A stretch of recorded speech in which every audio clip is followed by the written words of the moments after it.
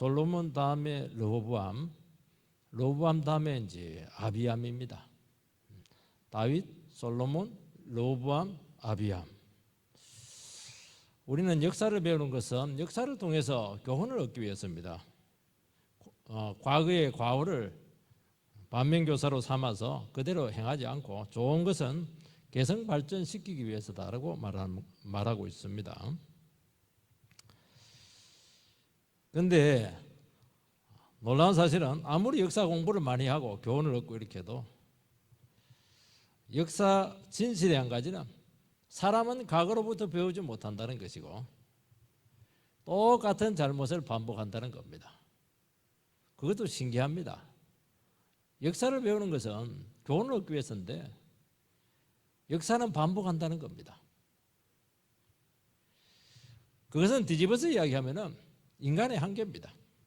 인간은 아무리 많이 배우고 교훈을 얻고 다시는 그렇게 하지 말아야지 결심하고 어떤 장치를 마련하고 제도를 마련한다고 해서 해결할 수 없는 인간만이 가지고 있는 어떤 한계가 있다는 것을 보여주고 있는 것입니다.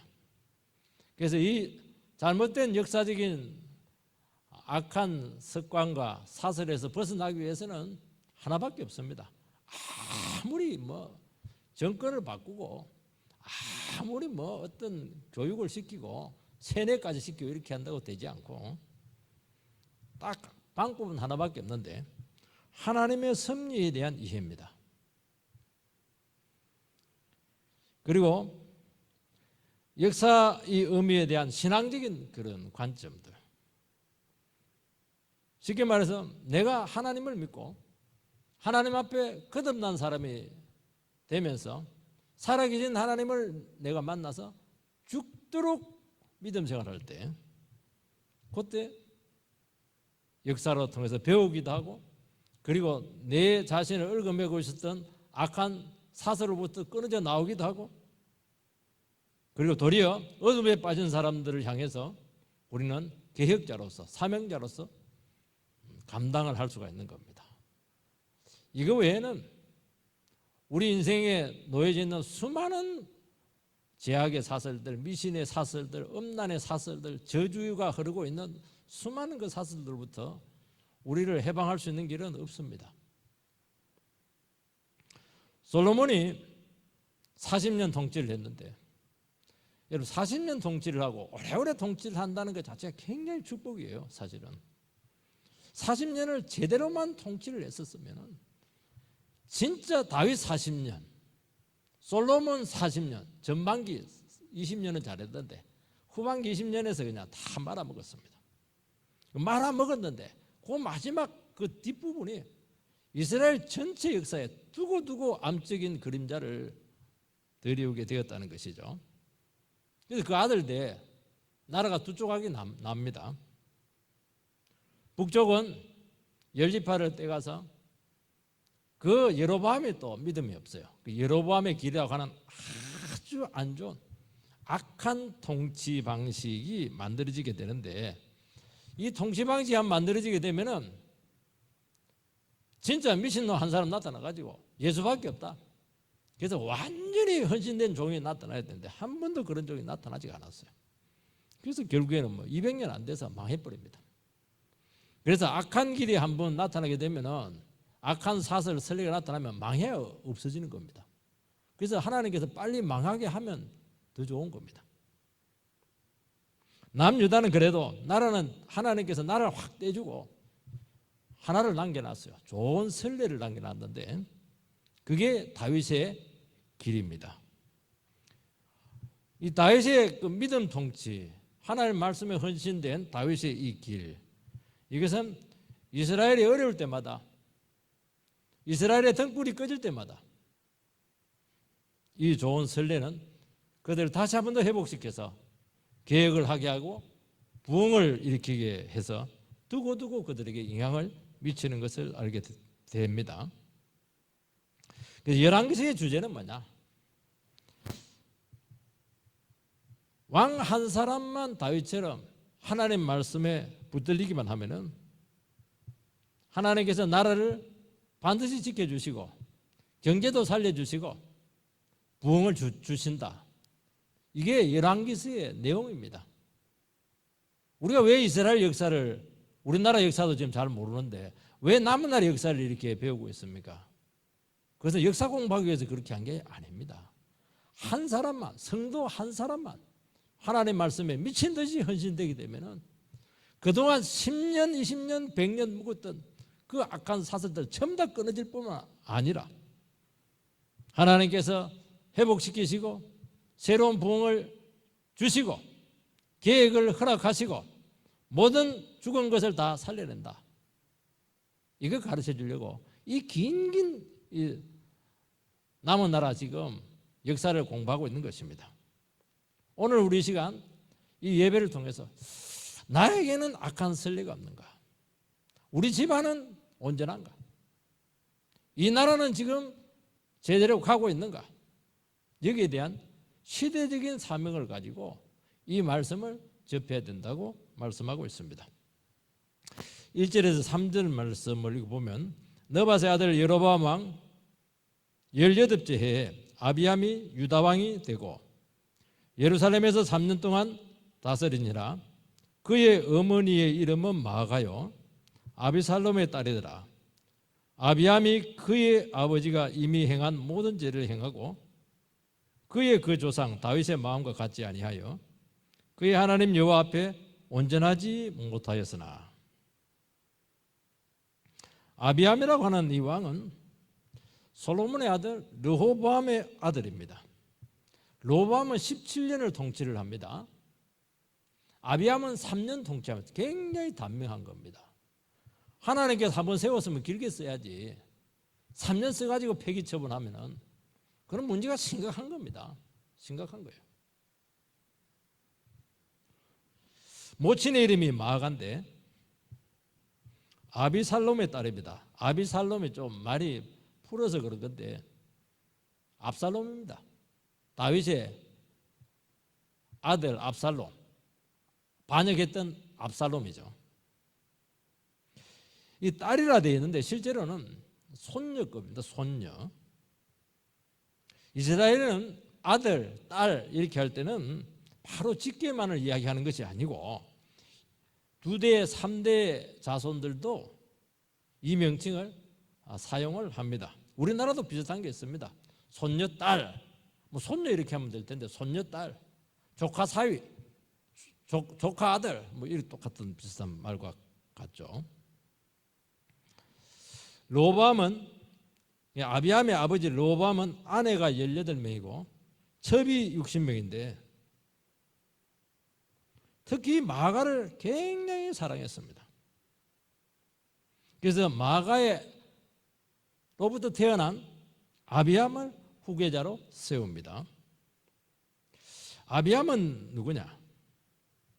아비암의 아버지 르호보암의 모친이 누구냐면은 암몬 사람 나아마였습니다. 이방 여인이죠. 이방 여인. 이스라엘 신앙의 여성이 아니었습니다. 마아가는 남편 르호보암의 총애를 받습니다.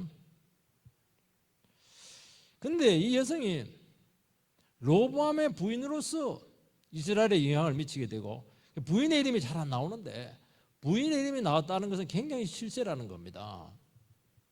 그 르호보암의 아내로서 암몬 여성인데 그 딸인데 그 자손이죠. 안 좋은 영향을 미치게 되고 그리고 아비암인데 아비암 아들이라고 되어 있는데 아들은 아니죠. 손자죠. 이게 2대에 걸쳐서 굉장히 실제적인 영향, 안 좋은 영향을 미쳤다는 것을 알 수가 있습니다. 신앙은 없고 우상을 섬기고 장례하다가 아비암의 아들이 누구냐입니까? 아사입니다. 이 사람은 아주 훌륭한 왕인데 그때 대왕 대비에서 폐위가 됩니다. 워낙 2대에 걸쳐서 한 20, 30년 이스라엘에 굉장히 안 좋은 영향을 미치게 되는데 아사가 나타나가지고 할머니죠. 눈 딱 감고 할머니를 대왕 대비에서 폐위를 시킵니다. 아사 왕이 대단한 겁니다. 이게 아비암은 로보암의 죄를 답습합니다. 아비암 왕에게 주어진 숙제는 결코 간단하지 않습니다. 그 아버지 로보암은 솔로몬의 아들인데 솔로몬이 엄청난 부강한 나라를 물려주었지만은 그것 이상으로 신앙적으로 안 하는 바람에 너무나 깊은 어둠의 그림자를 이스라엘에게 남겼다는 것을 알 수가 있습니다. 가서야 하나님의 말씀을 갔으면 되는데 너무 비즈니스를 하게 되고 너무 외국과 결혼 동맹을 맺게 되고 수많은 이국 공주들을 맞이하면서 어쩔 수 없이 많은 우상을 이스라엘에게 끌어들이게 되었고 자기와 상관없이 머리가 너무 좋다 보니까 장사를 너무 잘했어요. 나라를 부강하게 만들게 되었는데 결국 그렇게 하다 보니까 본질을 잃어버리게 된 것입니다. 이방 나라와 다를 게 뭐가 있느냐? 그렇게 주님께서는 봤다는 것이죠. 그것에 대한 반발로 솔로몬의 아들 로보암 때 이스라엘 백성들이 와가지고 아버지처럼 다스리지 마라. 그리고 다시 원래 다윗이 가지고 있었던 그 신앙으로 돌아가자. 그걸 요구했다고 하는 것은 40년이 지났지만은 이스라엘 자손들 중에서 다윗에 대한 말씀에 대한 굉장히 강한 향수를 가지고 있었던 그런 사람들이 있었다는 것입니다. 근데 로보암은 그 백성들의 요구를 뿌리치고 나는 솔로몬보다 더 강하게 나가겠다. 그러면서 나라가 두쪽이 되는 것입니다. 로보암은 자기 시대에 딱 기회가 하나님께서 줬어요. 그때 어떻게 해야 되면 알았다. 우리 아버지 전반전은 잘했지만은 후반전은 너무 심했다. 좋다. 나는 아버지와 다르게 할아버지처럼 다윗처럼 내가 나라를 다스리겠다. 그러면 솔로몬이 아무리 이상한 짓을 했더라도 거기서 딱 끝나는 거예요. 그 데서 딱 끝나는 겁니다. 절대로 악의 뿌리가 더 번식을 할 수가 없고 뿌리가 거기서 딱 뽑히는 겁니다. 이 한 사람이 그렇게 중요하다는 겁니다. 근데 그렇게 하지 못했어요. 나는 더 부강해져야 되겠다. 나는 더 뭔가를 해야 되겠다. 그렇게 하다가 나라가 나눠지게 된 것입니다. 그렇게 되니까 그 나라 안에 우상이 막 독버섯처럼 번지게 되는 것을 알 수가 있습니다. 우리가 지난주에 살펴봤지만은 로보암 때 완전히 우상이 유다 전체를 덮어버렸어요. 하나님은 참을 수가 없었습니다. 이런 나라를 아비암이 물려받았습니다. 그러니까 그 악의 뿌리가 한 대, 두 대를 거쳐온 거예요, 지금. 그러니까 그 짐이 얼마나 무겁겠습니까? 그 시기가 얼마나 어려웠어요. 그러면 어떻게 됩니까? 내 대해서 이거 끝내야 되겠다. 이건 당연한 거예요. 아비암은 시대적인 사명을 의식을 하고 또 그 폐해를 다 봤잖아요. 이렇게 하면 어떻게 되는가? 나라 망가지고 교회 망가지는 거 다 봤을 텐데 오늘 말씀에 보면 아버지를 그대로 답습했더라. 똑같았어요. 판박이에요, 판박이. 그래서 하나님께서 단명으로 끝내버립니다. 왜냐하면 그런 사람 더 이상 필요하지 않거든요. 아비암이 살아남을 수 있는 유일한 방법은 한 가지 방법밖에 없었습니다. 아버지가 못한 거, 할아버지가 뿌려놓은 그 안 좋은 불신앙의 그 잔재들, 사슬들을 내 대해서 끝내야 되겠다. 그게 답이에요. 왜 내가 이 자리에 있게 되었는가? 그 의식이 없었어요. 아버지가 했던 거, 할아버지가 했던 거 그대로 하겠다는 겁니다. 이런 의식이라고 하는 것은 신앙과 말씀에서 나오는데 아비암은 이 부분에 대해서 전혀 준비가 되지 못했고 그 원인 중에 하나가 모계 쪽에 신앙의 라인에 문제가 있었다. 그렇게 지금 진단하고 있는 것입니다. 여러분 그렇지 않은 죄에서 구원받은 존재입니다. 그러니까 죄에서 구원받았다고 하는 것은 과거의 죄와 미신과 저주를 끊는 존재라는 겁니다. 구원받아 천국 가는 것도 있지만은 아니에요. 미신의 집안에서 우리가 크리스찬이 되었습니다. 저는 미신의 집안이거든요. 왜 하나님께서 미신의 집안에서 저를 예수 믿게 했고 목사까지 되게 했는가? 그런 이유는 딱 하나예요. 너희 집안에 있는 그 미신의 사슬을 끊으라는 겁니다. 그게 목적이에요. 너희 집에 있는 그 제단을 엎으라는 거예요. 우리 집안은 대대로 제사를 하고 있어요. 미풍양속이에요. 너희는 왜 제사가 많은 종갓집에서 구원받았나? 종갓집에서 구원받은 것은 엄청난 대가를 지금 사실은 지불해야 되거든요. 그거는 시대적인 사명이 있기 때문이라고 말씀하고 있는 겁니다. 그 우상제사를 너대 끌어라는 거예요. 그게 사는 길입니다. 그거 안 하고 뭐 내가 신앙이 좋고 그거 안 하고 내가 뭐 사업을 하고 아니에요. 그건 두 번째 문제입니다. 한때 우리 교계에서 가게에 흐르는 저주가 있다. 과연 그 저주가 있겠는가? 그 문제에 대해서 신학적으로 많은 논쟁을 했습니다. 근데 또 보면 객관적으로 보면 뭐 흐르는 저주가 있는지 없는지는 내가 모르겠지만은 보면 확실히 정신병이 많은 집안은 정신적인 병이 많아요. 우울증이 많은 집안은 우울증이 많아요. 알코올 중독자가 많은 집안은 알코올 중독증이 많아요. 그러니까 한 집안이라든지 가까운 사람들의 공동체가 형성되었을 때 안 좋은 영향력은 없어지지 않아요. 독버섯처럼 뿌리가 굉장히 깊다는 거예요. 하나님께서는 누군가 한 사람 나타나가지고 이 뿌리를 뿌리채 뽑아라는 겁니다. 그 뿌리채 뽑을 수 있는 방법은 딱 한 가지 방법밖에 없는데 죽을 각오하고 예수 믿는 겁니다. 여기서 대충 믿어서는 안 돼요.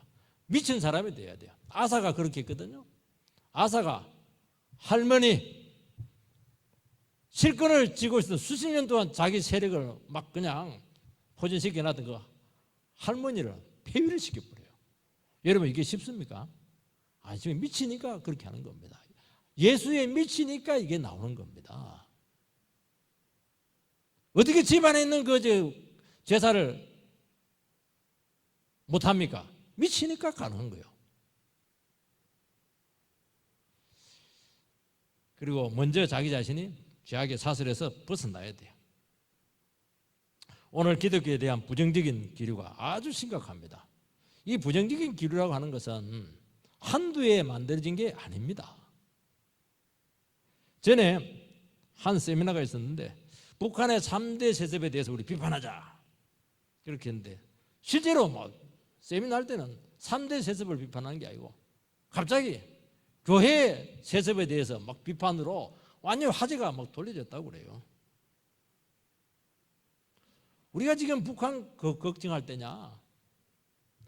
교회가 더 문제다. 그런 식으로 논지가 나왔다는 거예요. 그 세속화와 대형화와 교회 속에 들어와 있는 그 세상 탐욕적인 우상 숭배, 이게 더 중요한 문제고 그거는 외부잖아요. 당장 우리에게 영향을 미치는 것은 아니거든요. 이 속에 있는 이 내부적으로 골마 터져 있는 이 뿌리, 안 좋은 악습들, 이게 더 훨씬 더 심각하다는 것인데 그게 틀린 진단이 아니라는 것이죠. 이 시대적인 사명을 교회가 망각을 했고 그것 때문에 사회에 대한 정당한 주장의 근거를 다 잃게 되었다는 것입니다. 그런데 그 결과는 심각해요. 수십 년 전부터 지금 성장이 안 돼요. 마이너스입니다. 마이너스. 반감은 더 심해졌어요. 그렇다면 오늘 우리 크리스찬들 교회의 시대적인 사명이 무엇입니까? 다시 말씀으로 돌아가는 거예요. 옛날 선조들이 했던 것처럼 오직 예수, 그냥 미친 사람처럼 예수 믿는 거예요. 저거는 예수밖에 몰라. 저 예수쟁이야. 그걸로 돌아가는 겁니다. 제가 얼마 전에 차를 타고 가면서 극동방송을 보게 되었는데 올해 주제곡입니다 이렇게 하면서 소리가 나오는데 주제곡이 뭘까 봤더니만 여호와께로 돌아가자, 여호와께로 돌아가자. 그 얘기를 하더라고요. 가만히 듣고 보니까 이게 조금 일리가 있어요. 이걸 보면서 극동방송은 좀 살아있네. 내가 자신 그 생각을 좀 했어요. 다윗의 마음 같지 아니하여 그의 하나님 여호와 앞에 온전하지 못하였으나 아비암은 온전하지 못했습니다. 온전하다고 하는 것은 늘 이야기하지만은 완벽한 것이 아닙니다. 완벽한 것은 하나님밖에 없죠. 죄와 허물이 전혀 없다. 윤리적인 개념이 아닙니다. 인간은 결코 완전할 수 없어. 우리는 연약해요. 넘어지고 늘 실수하고 반복합니다. 이때 하나님께로 다시 나아가서 긍휼을 구하는 것입니다. 이것이 온전한 겁니다. 잘못해놓고도 잘못을 인정하지 않아요. 이유는 모르겠습니다. 나는 내대로 하겠다는 겁니다. 그것이 굉장히 온전하지 못한 것이 못된 겁니다. 여러분, 하나님의 뜻대로 살려고 몸부림칠 때 우리는 절대로 하나님 뜻대로 살 수가 없습니다. 안 되는 거예요. 그러면 어떻게 해야 됩니까? 도와달라고 주님께로 나가서 또 간구하는 겁니다. 그러면 하나님께서 그 부족한 것을 받으시고 채우셔서 새롭게 시작하도록 도우신다는 겁니다. 하나님께로 가져가면 하나님께서 우리를 온전하게 해주시겠다는 겁니다. 예수의 피가 우리를 온전하게 해주시겠다는 겁니다.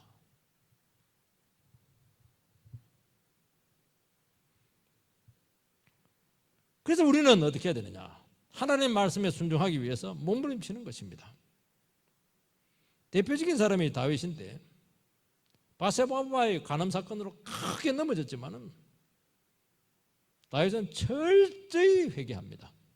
원래 살인죄 저지르고 지도자가 간음죄 저지르면 치위계를 저지르고 살인죄 6계명을 하면 그게 끝난 인생이에요. 그런데 다윗은 하나님께서 회개의 기회를 줬을 때만 철저히 회개합니다. 하나님께서 어떻게 했냐? 불쌍히 얘기해가지고 워낙 회개를 하니까 침상을 몇 개 쓱 들어 눈물을 흘려버리니까 다시 기회를 줘요. 이거는 기적입니다. 지금요 단임 목사급에서 간음했다 끝이에요. 기회 없습니다, 여러분. 근데 다윗은 얼마나 뛰어난 인물입니까? 얼마나 큰 죄를 지었어요. 워낙 회개를 세게 하니까 하나님께서 다시 자리에 보존을 주었습니다. 그거는 엄청난 겁니다. 그게 온전한 거예요. 다윗이 무슨 온전해요? 못되게 묵었죠. 여러분, 신앙의 타락은 어느 순간 회개의 눈물이 없어지는 것입니다. 내가 신앙생활을 안 하는 게 아닙니다. 다윗이 죄 지었을 때요 예배 엄청나게 많이 드렸어요. 봉사 많이 했었습니다. 그러면 그럴수록 속이 타는 거예요. 하나님 안 받으시니까. 그게 아니라니까요. 회개의 눈물이 없어지는 거예요. 하나님에 대한 이 두려운 마음이 사라지는 것입니다. 이게 타락입니다. 우린 겉으로 드러난 거 못된 짓 하고 그거는 차후의 문제예요. 마음이 썩어버리고 마음이 교만하고 마음이 비뚤어져 있고 하나님께 돌아가지 못하고 끝까지 버티고 있고 그게 타락한 겁니다. 그게 부패예요. 아비암이 이게 안 되는 게 이게 안 되는 거 이게 왜 안 되느냐? 자기 아버지 로보암이 회개하는 걸 못 봤거든요. 회개하는 걸 자꾸 봐야 되는데 회개하는 걸 못 보는 거예요. 회개하는 걸 봐야 되는데 여러분, 우리가 자녀들의 마음을 온전하게 만들기 위해서는 어떻게 해야 됩니까? 내 신앙생활 잘한다, 봉사 잘한다. 물론 그것도 보여주시기 바랍니다. 그게 아니에요. 눈물 흘리고 정직하게 고백하고 새벽에 나와서 막 부르짖고 기도하고 우리 그래 살지 말자. 우리 너도 그래 살지 말고 나도 그래 살지 말고. 이것이 타락을 막는 길입니다. 그걸 보여주라는 거예요, 여러분. 내 업적 같은 게 아니라는 거예요, 이게. 아비암은 군사적으로 큰 승리를 합니다. 성경은 그가 군사적으로 진짜 엄청난 승리를 했어요. 50만 가지고 100만을 이겨버렸으니까. 그런데 성경은 거기에 대해서 전혀 평가가 없고 아비암의 영적인 평가만 내리고 있습니다. 냉정하죠. 도리어 군사적인 그 승리가 초창기 때 3년 통치했으니까 초창기죠. 그를 도리어 자만하게 했다는 것입니다. 사실은 그 승리는 아비암의 역량에 너무 넘치는 거였습니다. 하나님 다윗 때문에 승리를 주었죠. 은혜의 승리였고 불가능한데 하나님께서 전쟁에서 이기게 한 것입니다. 누구 실력입니까 그거? 자기도 알아요. 자기 실력이 없다는 거. 하나님께서 네가 지금 초창기인데 내가 한번 기회를 주겠다는 겁니다. 네 조금만 믿음만 보이기만 하면은 어마어마한 승리를 내가 줄 수 있다는 거예요. 말씀으로 돌아오기만 하면 너에게는 어마어마한 희망이 있다는 겁니다. 내가 희망이니까. 근데 승리하고 나서는 어떻게 하느냐? 마음이 높아져가지고 내가 잘나서 승리했다. 그렇게 받아들인 것입니다. 그래서 여러분, 우리에게서 하나님 앞에서 평가받는 것은 겉으로 드러난 게 아닙니다. 마음의 문제입니다. 가치관의 문제고 내가 가지고 있는 그 신학의 문제라는 겁니다. 잘 되고 못 되고는 두 번째 문제라는 거예요. 못 되면 못된 상태에서 하나님을 향할 수 있는가? 잘 되면 잘된 상태에서 내 자신을 더 낮추고 주님을 바라볼 수 있는가? 그 문제라는 겁니다. 그게 하나님 앞에서 유일한 평가 기준이라고 말씀하고 있습니다. 한결같이 주님만 바라볼 수 있는가? 어떤 처지에서도. 이것은 쉽게 만들어지지 않습니다. 어쩔 수가 없어요, 인간은요. 저만 봐도 그래요. 좀 잘 되면 내가 잘나서 그런 줄 알고 아이고 눈 뜨고 못 봐줘요. 또 조금 안 되면 세상에 종말이 온 것처럼 그렇게 한숨을 쉬고 말이지.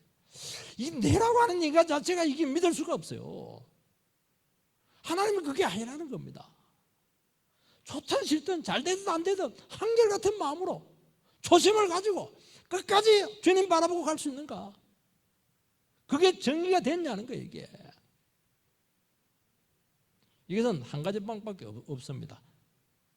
말씀을 가지고 고난을 통과할 때 하나님의 말씀이 진짜 나에게 생명이고 다른 것은 문제되지 않고 말씀만이 나에게 문제가 됩니다. 그런 진실한 고백이 생길 때 다윗처럼 이 길을 갈 수가 있다고 말씀하고 있는 것입니다. 4절 5절 말씀을 보면은 그의 하나님 여호와께서 다윗을 위하여 예루살렘에서 그에게 등불을 주시되 그의 아들을 세워 뒤를 잇게 하사 예루살렘을 견고하게 하셨으니 이는 다윗이 햇사람 우리야의 일 외에는 평생의 여호와 보시기에 정직하게 행하고 자기에게 명령하신 모든 일을 어기지 아니하였음이라. 하나님께서는 당장 나라가 망해야 되는데도 불구하고 내가 다윗과의 그런 약속 때문에 유다를 지켜주었다고 말씀하고 있습니다. 그러니까 유다가 아니었으면 다윗의 그런 길이라고 하는 그런 믿음의 유산이 없었다고 하면 이미 망했다는 겁니다. 유산이 참 중요하다는 것이죠. 한 가문에 순교자의 유산이 있습니다. 믿음이 아주 돈독한 분들의 어른들의 유산이 있습니다. 자녀들이 잘못해도 하나님께서 축복을 줄 때가 참 많아요. 그게 참 이해가 안 될 때가 많은데 안 그래요. 그렇다는 거예요. 믿음의 유산이 있다는 겁니다. 기도가 그 어른들의 큰 눈물겨운 기도들이 많았다는 겁니다. 그게 우리 사회가 혼란스럽고 미래가 어둡습니다. 그런데도 불구하고 하나님께서는 그대로 두시는 이유는 더 어렵고 힘든 그 시대에 하나님만 의지하고 고난 중에 말씀 붙들고 끝까지 신앙을 타협하지 않았던 믿음의 선조들의 자취가 이 땅에 아직 남아있다는 겁니다. 일제강점기를 거치게 되었고 전쟁 기간을 거치게 되었고 많은 나라의 고비 가운데서 교회가 진리로 말씀의 등불을 그냥 꽃피웠던 기라성 같은 말씀의 종들이 있었기 때문입니다. 시대가 어렵고 미래가 암담할수록 이 선조들의 그 신앙에 대한 이 흠모하는 마음이 자꾸 더 생긴다는 것입니다. 얼마나 많은 부끄러운 일들이 있었습니까? 그런데 시대가 어렵고 영적으로 혼탁할수록 뿌리가 있는 그 나라와 그 공동체는 그 순수한 신앙, 하나님 말씀만 붙드는 신앙으로 돌아가야 된다고 하는 그 절박한 마음이 살아나게 된다는 것입니다. 아직도 바른 말씀만 전거되기만 하면 눈물 흘리고 회개하고 돌아오는 영혼이 있다. 그게 다윗의 등불이에요. 등불입니다. 그 등불만 있으면 하나님께서 끝까지 지켜주신다는 것입니다. 성경 말씀은 하나님의 말씀이다. 우리나라는 이 위대한 유산이 있습니다. 외국 가면요, 성경 말씀은 하나님의 말씀이다. 그 말하면 이상하게 봐요. 저 완전히 성경 숭배주의자다 이렇게 한대. 우리나라는 안 그렇잖아요. 우리나라 성경 말씀은 삼수갑산을 가도 하나님 말씀이다. 이러면 우리 형제죠. 이 아주 위대한 유산을 우리가 가지고 있다는 겁니다. 그 말은 뭐냐? 성경 가지고 설교하면 부흥이 나타난다는 거예요. 안 하니까 안 나타나는 겁니다. 이대로 안 사니까 능력이 안 나타나는 겁니다. 왜냐하면 대가를 지불해야 되니까. 가치를 모르니까.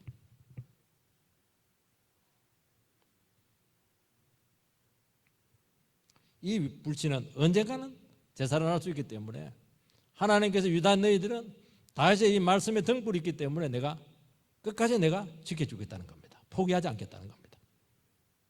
예루살렘에는 다윗의 등불이 있습니다. 하나님이 성전을 너무 사모하고 또 성전을 지으려고 했던 다윗에게 주신 약속입니다. 다윗은 왕궁을 짓고 나서 초라한 성막을 바라보면서 너무 미안했어요. 나는 너무 좋은 집에 사는데 하나님은 너무 초라한 텐트에 산다. 그래서 내가 하나님을 위해서 집을 지어주겠다고 성전 짓는 것이죠. 그렇게 했을 때 하나님께서는 반대로 이야기합니다. 어디 네가 나를 위해서 성전을 지으려고 하느냐. 내가 너를 위해서 집을 지어주겠다. 이 집이라고 하는 것은 왕궁을 얘기하는 것이 아니고 다윗 왕조를 이야기하는 것입니다. 네가 지금 성전이나 짓고 그렇게 할 때냐? 아니라는 거야. 네가 믿음의 기준을 마련해라는 거예요. 다윗 통치의 원리를 마련해라는 거예요. 다윗 왕조를 정신을 회복시키라는 거예요. 내 자손이 왕이 될 것이고 그는 내 아들이 될 것이다. 그렇게 이야기합니다. 왕이라고 말하지 않습니다. 다윗의 자손은 하나님의 아들입니다. 아버지는 아들을 포기하지 않습니다. 포기하지 않는 게 아니고 포기가 안 되죠. 부모는 자녀에 대한 기대를 끝까지 믿습니다. 다른 사람들은 다 포기해요. 선생님도 포기하고 코치도 포기하고 옆집 아저씨도 다 삼촌도 포기 다 포기하는데 엄마는 포기 못합니다. 절대로 포기 못해요. 끝까지 믿어줍니다. 끝까지 소망의 끈을 놓지 않습니다. 그렇다는 거예요. 하나님은 영원히 다윗의 자손을 포기하지 않겠다는 것입니다. 얼마나 포기를 안 했든지 다윗의 자손이 다 죽었는데 다윗의 후손 예수를 통해서 끝까지 지금도 하나님께서는 포기하지 않고 있잖아요. 예수가 다윗의 자손 아니겠습니까? 포기 안 해요. 하나님은 포기 안 한다면 영원히 포기 안 합니다. 그 자손이 잘못 나가면 인생 채찍으로 때려서라도 내가 돌아오게 하겠다는 것입니다. 성경에 보면 꺼져가는 등불도 끄지 아니하시고 상한 갈 때도 끄지 않습니다. 우리 예를 들어 호롱불 피우고 이렇게 했는데 막 꺼져가요. 기름이 빠져가지고 그 심지가 푹 탑니다. 그런데도 안 끈다는 거예요. 다든지 그냥 기름 붓고 막 그냥 심지 돋우고 이래가지고 살려놓겠다는 겁니다. 생생하죠? 악착 같은 하나님의 사랑. 너희들이 아무리 깨지고 상하도 나는 안 버린다는 겁니다. 다윗이 햇사람 우리아의 일 외에 참 하나님 뜻대로 온전하게 행했다는 것이죠. 그런데 꼭 하나님께서는 부끄럽게도 좋지도 않은데 다윗을 이야기할 때마다 햇사람 우리아의 그 간음 사건, 살인 사건을 꼭 붙여요. 하나님 너무하세요. 우리는 되게 숨겨주잖아요. 이력서에 그런 것도 자꾸 써놓으면 어떻게 해요? 취직도 안 되게. 하나님은 다윗이 햇사람 우리야 그 일 외에는 얘기를 하지 말지 그걸 꼭 이야기를 해요. 이야기하는 것은 다윗을 부끄럽게 하기 위해서 그렇게 한 것이 아니고 이 멘트 속에 굉장히 신앙적인 교훈이 들어있다는 것을 말씀하고 있고 우리로 하여금 믿음을 돕도록 하기 위해서 그 부끄러운 이야기를 계속 적어놓는 것입니다. 여러분 이 사건은 다윗의 인생에 있어서 가장 치욕적인 범죄입니다. 바세바와 간음을 한 후에 간음을 했으면 막 애가 안 들어서면 임신을 한 겁니다. 어떻게 해요? 왕이 신하의 부인을 임신시키시면 어떻게 해요? 완전히 지금 우삭거리가 생긴 겁니다. 전쟁에 있는 우리아를 특별 휴가를 줘가지고 실컷 먹이고 술 먹여가지고 네 집에 가서 자라. 안 자요. 왜 안 잤어? 이러니까 어떡해. 전우들이 지금 같이 고생하고 있는데 내만 어떻게 따뜻한 집에 잘 수 있냐고. 자 이렇게 했는데 그 다음 날은 그냥 텐트를 쳐놓고 앞에다가 앉아요. 부르지도 않고. 얼마나 참 대단한 신하입니까? 요압한테 편지를 써가지고 우리아를 전쟁 제일 앞에다 세워라. 그리고 치열한 전쟁이 절정기 때 나머지 뒤에 있는 병사를 다 빼라는 거예요. 그래서 장렬하게 전사를 시켜서 크게 상을 줍니다. 훈장도 주고. 그리고 바세바는 아내로 맞이합니다. 왕이 신하의 미망인 부하의 미망인을 책임졌다. 다윗은 너무 위대해. 끝까지 자기 신하의 불쌍한 그 미망인까지 책임을 져서 노후까지 책임졌다. 역시 다윗은 성군이야. 다윗은 위대한 종이야. 완전 범죄죠. 완전 범죄. 백성들은 막 칭찬이 자자합니다. 1년 동안 이 사람이 회개하지 않아요. 끝까지 하나님을 속입니다. 하나님이 나단을 보내서 막 터뜨립니다. 다윗은 그때 꼬꾸라져서 침상에 썩어 나갈 정도로 회개를 합니다. 이것을 보면요, 회개는 자기 힘으로 안 되는 겁니다. 아무리 얘기하고 1년 동안 얼마나 헌금 드리고 얼마나 예배를 많이 드리고 제물을 바쳤겠습니까? 회개가 안 돼요. 회개가 안 돼요. 회개가 그게 쉬운 줄 압니까? 회개가 내 결심으로 안 되는 거예요. 은혜를 주셔야 회개가 되는 거. 하나님께 도와주셔야 되는 겁니다. 이게. 그래서 그가 회개하고 나서 뭐라고 말하고 있습니까? 인생에서 제일 복된 자가 누구냐? 죄 가림을 받는 자가 제일 복되다고. 1년 동안 죄 숨기고 꼭꼭 숨기고 회개하지 않고 막 살면서 막 온갖 고통도 나고 온갖 마음으로 그냥 심정적으로 그냥 영혼이 완전히 마르고 난 후에 이 고백을 하는 겁니다. 우리 또 많은 사람. 그리고 막 왕자리에 있으면 얼마나 대단해요. 복 많이 받았다 이렇게 하는데 아니요. 다윗의 고백은 뭐냐? 죄의 가림을 받는 자가 제일 복되다. 그렇게 선포하고 있는 거예요. 그리고 1년 동안 성령을 체험을 못해요. 시편 51편에 보면 뭐라고 기도하니까 나에게 성신을 거두지 마옵소서. 성령이 떠나니까 막 이게 아무것도 안 되는 거예요. 너무나 공고한 나날로 영혼이 피폐해졌습니다. 그러면서 다윗은 한 가지를 깨닫습니다. 하나님의 은혜가 내게 얼마나 필요한 존재인지. 네가 왕이 무슨 소용이 있냐? 죄지은 왕이 무슨 소용이 있냐?